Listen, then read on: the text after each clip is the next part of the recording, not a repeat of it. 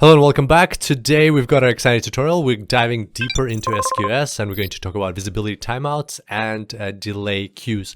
Now these topics sound quite similar because they're related to time, but as you'll see from this tutorial, they're very different and it's important to know for the exam. So first we're going to start with visibility timeout.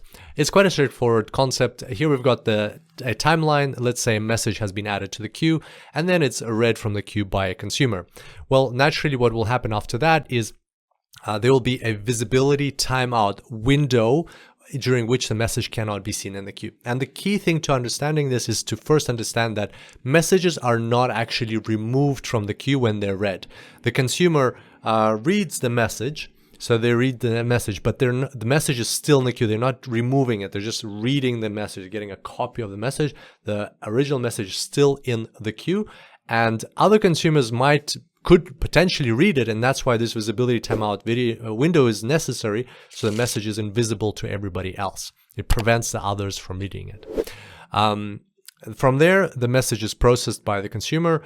The consumer will either delete it from the queue if everything's successful, and then it's actually deleted from the queue, or if the processing fails, then what will happen is when this window is finished, so the processing could fail because there might be some error in the message, or the server crashed of the consumer, but basically there was a failure in the processing. Well, what will happen is after this visibility timeout window passes, the message becomes visible in the queue again, and then from there someone else can read it. It could be the same consumer that reads that message again, or it could be a different consumer, but message becomes available. Basically with this window, it can be between 0 seconds and 12 hours. The default is 30 seconds, remember that for the exam. And an advanced topic here is that if the consumer needs a bit more time to process the message, they can always ask the queue to extend that visibility timeout for that specific message that they're processing. So that also happens sometimes. So there you go. That's visibility timeout window. And in terms of delay queue, it's a similar concept in terms of it's related to time, but it's actually very different. So here the message is added to the queue, and instantly, as soon as it's added to the queue, you can set a delay period. So that message will become invisible to all consumers for a certain number of seconds. So it can be between 0 seconds and 15 minutes. And from there, after that, the message becomes visible again, and it can from there be read from the queue by a consumer. So this is like a one-off as soon as the message arrives, and you can do this in two ways. You can either set this up in the queue as a whole, and it will apply to all messages, or you could set this up on a per message basis. That would be called not a delay queue, then that would be called a message timer. You can set that up individually inside a message.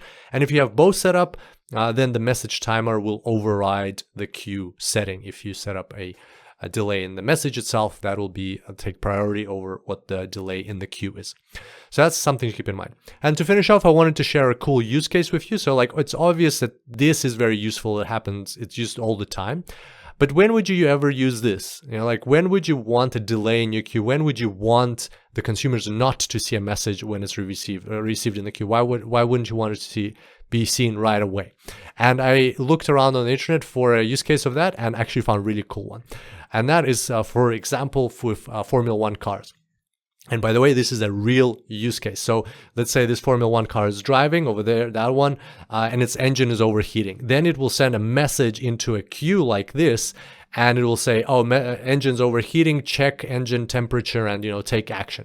But you might want to delay that for, let's say, 10-15 seconds because the engine might be overheating intermittently. It might cool down. Maybe the driver is driving really fast. Maybe it's a sharp turn.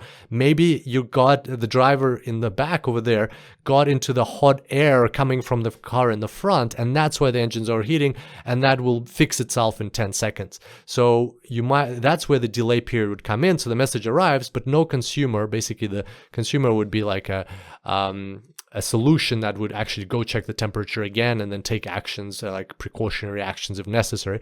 It wouldn't see the message for like 20 seconds or 5-10 seconds. Just in case it fixes itself, then the message becomes visible, then the consumer reads the message, goes, checks the temperature again, and the temperature is fine, so no action is necessary.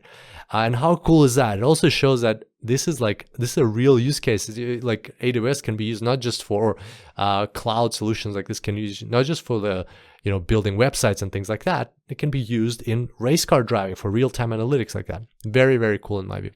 Anyway, that was the two things, visibility timeout and delay queues. Here's a quick summary of what we discussed. I hope you enjoyed this tutorial. Look out for these questions on these topics in the exam, and look forward to seeing you back here next time. Until then, enjoy the cloud.